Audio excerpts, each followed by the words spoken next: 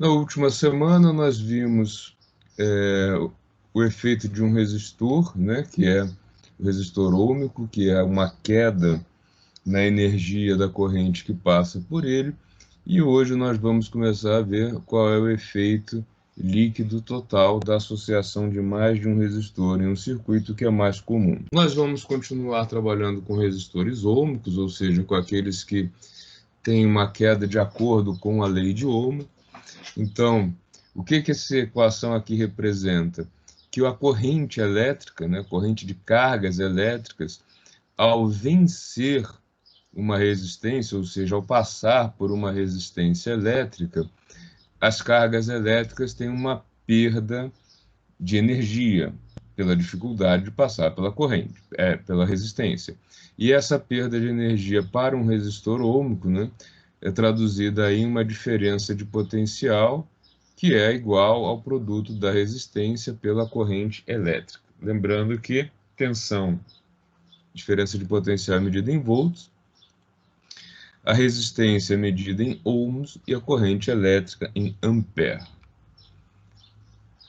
Nós temos essencialmente dois tipos possíveis de associação de resistores. Os resistores são associados em série, como nessa figura aqui, resistor 1 na sequência o 2 e o 3. Nesse caso, nós temos aqui uma fonte de diferença de potencial, as fontes a gente vai estudar um pouquinho mais para frente, tá? Essa fonte, ela fornece às cargas uma certa energia, e essa energia ela é gasta para ultrapassar esse resistor, depois esse resistor, depois esse resistor. Característica da associação do resistor em série é que as cargas elétricas passam por todos os resistores, todas as cargas elétricas passam por todos os resistores. Ao contrário da associação em paralelo, onde nós temos aqui R1, R2, R3, e a corrente elétrica que chega no ponto A, quando chega nesse entroncamento aqui, a corrente vai se dividir. Né? Uma parte vai seguir por aqui, outra parte por aqui e outra parte por aqui. E elas se encontram, todas as três correntes se encontram aqui. O que acontece na associação de resistores em paralelo é que essas três possibilidades, duas, três, quatro, quantas forem, elas têm que oferecer a mesma resistência, elas têm que oferecer a mesma queda de energia. Por quê? Como a natureza sempre busca a menor queda de energia, se uma dessas possibilidades oferecer uma queda de energia menor que as outras, a carga elétrica não vai passar pelas outras, e sim, todas elas vão vir por aquela que oferece aí a menor queda de energia. E isso vai caracterizar um curto-circuito, né? Pode caracterizar um curto-circuito, melhor dizendo. Tudo bem até aí, gente? Ok, professor. Tudo bem?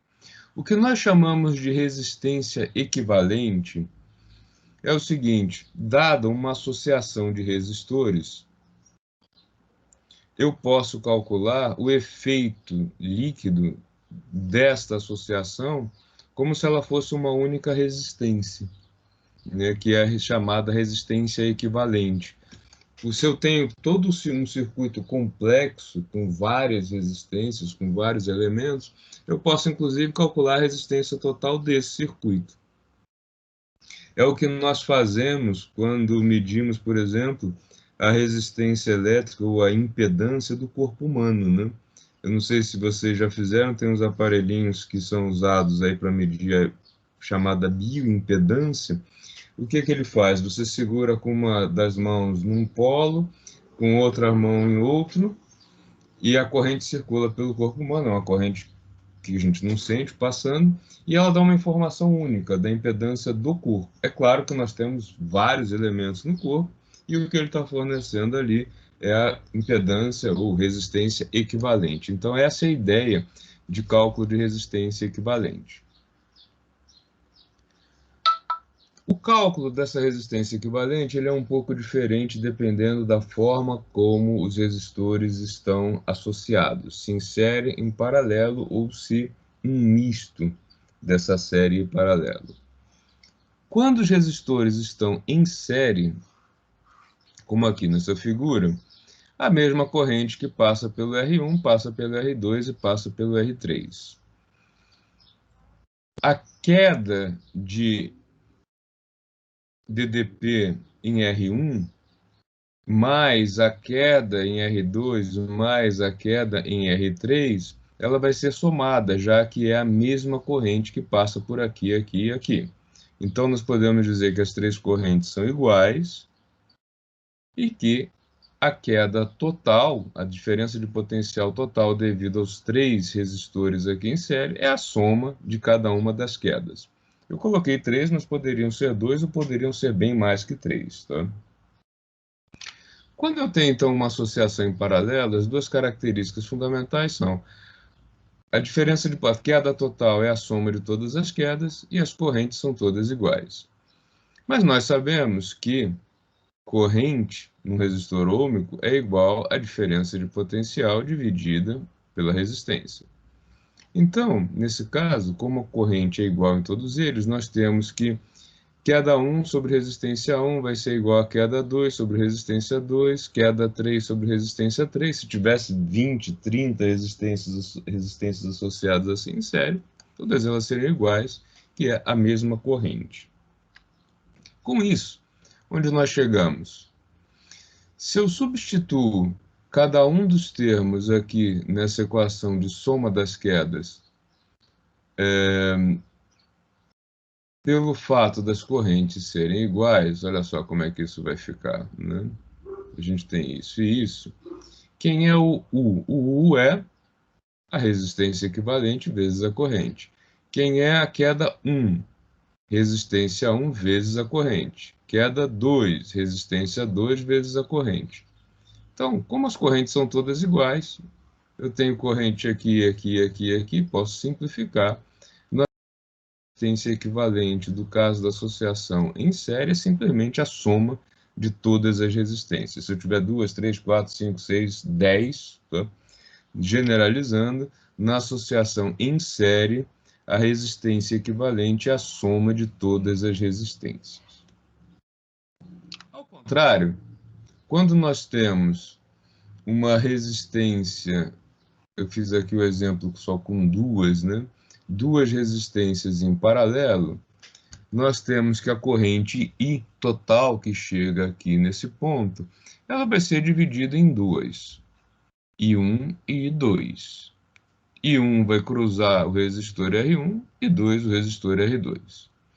Nós sabemos então que a queda devido a este caminho é igual ao produto da resistência pela corrente e a queda no segundo caminho ao produto dessa resistência por essa corrente. Como a diferença de potencial desses dois caminhos tem que ser iguais, para que a gente não tenha aí um caminho preferencial, né? E nós sabemos que a corrente total é a soma das duas correntes, onde é que nós chegamos com isso? Que a corrente total é a corrente 1 mais a corrente 2, como está aqui. Mas I1 nada mais é que U1 sobre R1. I2, U2 sobre R2. Mas todos esses U's, todas essas quedas são iguais, então eu posso simplificar aqui, aqui e aqui, e eu chego à conclusão que o inverso da resistência equivalente é igual à soma dos inversos de todas as resistências equivalentes, o que eu posso generalizar aqui, né? Se eu tenho N resistências associadas em paralelo, eu tenho que 1 sobre a resistência equivalente vai ser 1 sobre R1 mais 1 sobre R2 mais 1 sobre R3 até o último dos valores. Tá ok? Dúvidas nisso? E não? Comentários? Eu vou fazer, então, dois exemplos numéricos com vocês, para vocês verem como isso vai funcionar. Por exemplo, aqui, no exemplo 1, nós temos uma, duas, três resistências em paralelo. E aqui no exemplo 2, nós temos uma, duas, três resistências em série. Reparem que 4, 8, 10 e 4, 6, 12 aqui no primeiro, tá? Vamos fazer isso juntos. Eu vou abrir aqui a lousa.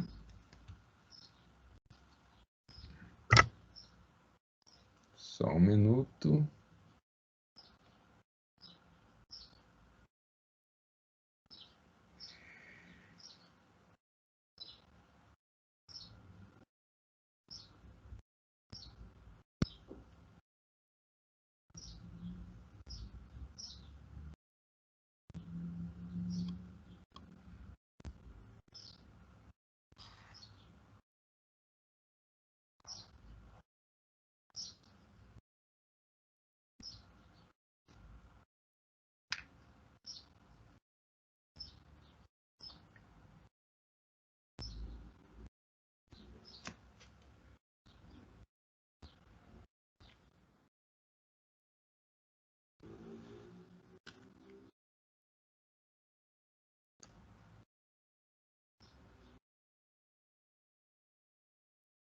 Então, nós temos aqui como primeiro exemplo uma associação em paralelo de três resistores. E qual é a ideia de calcular a resistência equivalente? É que eu tenho aqui um único valor. Acho que não fica tão bom. Só que eu tenho uma única resistência que equivale a estas três resistências assim associadas, tá? O que nós vimos lá da teoria é que aqui nós temos uma queda, que eu vou chamar de queda 1, ou outra queda, que eu vou chamar de queda 2, ou uma terceira queda, que eu vou chamar de queda 3. Para quem nunca viu circuitos, a gente pode redesenhar isso aqui pensando no caminho que a corrente vai seguir. Olhem só, a corrente total, ela está vindo por aqui. Chega nesse ponto, ela pode ou seguir para cá, que eu vou chamar de corrente 1, ou continuar, que seria a corrente total menos a corrente I1, menos o que desceu por ali, né? Quando chega nesse ponto, as cargas podem seguir para cá, que eu vou chamar de I2, ou podem seguir para cá, que seria aí o I agora subtraído do I1 e agora do I2. Quando chega nesse ponto, né, é a corrente I3, que é essa corrente subtraída de I1 e I2. E embaixo, elas vão se somando novamente, na medida em que elas ultrapassaram aí os resistores até chegar aqui e formar novamente a corrente total. Então, esse caminho aqui equivale a fazer isso aqui, ó, né? Fonte de diferença de potencial, caminho 1, caminho 2 e o caminho 3, tá?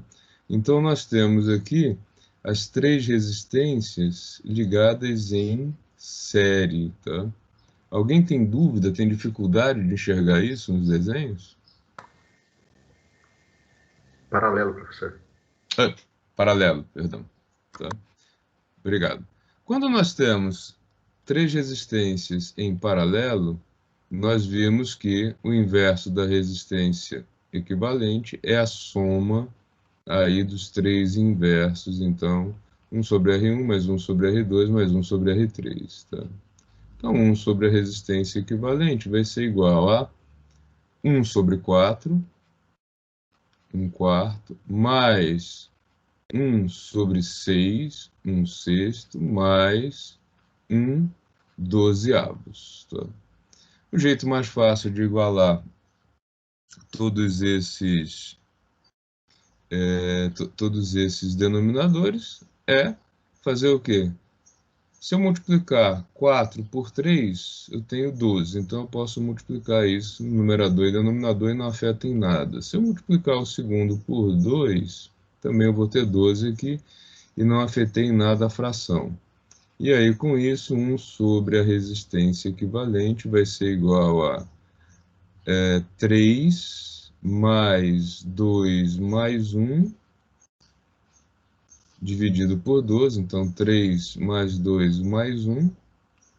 Isso significa 6 dozeavos, ou ainda 1 meio. Logo, a resistência equivalente total é de 2 ohms. Tá? Ou seja, se eu removesse essas 3 resistências aqui e colocasse uma só, essa única resistência teria que ser igual a 2 ohms. Tá? Notem que quando a gente tem uma resistência em paralelo, nós temos uma resistência equivalente menor do que as resistências que foram associadas. Eu diminuí a resistência total do circuito. Já quando nós temos uma associação de resistores em série,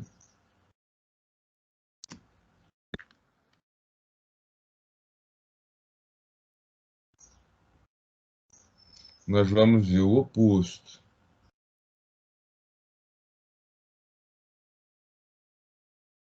Numa associação em série, como essa aqui do exemplo, em que nós temos 3 resistores, 4, 8 e 10 associados em série, nós temos que quem passar por aqui vai passar também por aqui e vai passar também por aqui. Ou seja, a resistência equivalente é a soma das 3 resistências. Então, 4 mais 8 mais 10, isso vai ser igual a 4 mais 8, 12, mais 10 vai ser igual a uma resistência equivalente de 22 ohms. Então, quando eu quero uma resistência total maior do que as resistências que eu tenho, eu associo esses resistores em série. Já quando eu tenho uma resistência total, quando eu quero no meu projeto de circuito uma resistência total inferior àquela de cada um dos elementos, eu faço o oposto, eu coloco eles em